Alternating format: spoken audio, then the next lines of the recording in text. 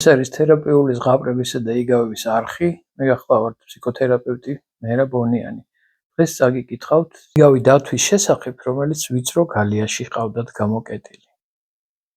ერთ პატარა ზოოპარკში, ვიწრო გალიაში დათვი ჰყავდათ მოთავსებული.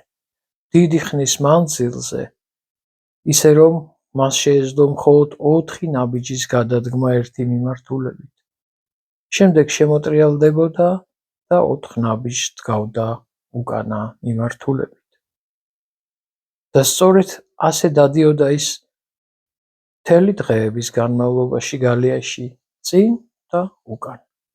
ნახველებს ეცოდებოდათ დათვი და ამბობდნენ, ალბათ ის როგორი ბედნიერი იქნებოდა თუ კი შეეძლებოდა რომ თავისუფალი ყოფილიყო, დრო გადიოდა. ზოოპარკის რემონტი დაიწყეს და ყველა ცხოველს დიდი სივრცის მქონე ვოლიერები გაუკეთეს. მათში ბევრი სიმწვანე იყო. დათვს კი საცურაო აუზიც კი აუშენეს. ზოოპარკის თანამშრომლები ფიქრობდნენ თუ როგორ გაიხარებდა დათვი, როდესაც მას ვიწრო გალიიდან ამხელა სივრცეში გადაიყვანდნენ და აი დადგა ნანატრი დღეც.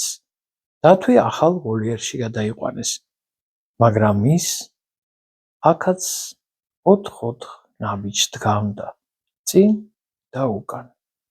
მან მაინც ვერ მოახერხა გაეგო, რომ ახლა მისი თავისუფლების შემზღუდველი გისოსები მხოლოდ მის წარმოსახვაში არსებობდნენ.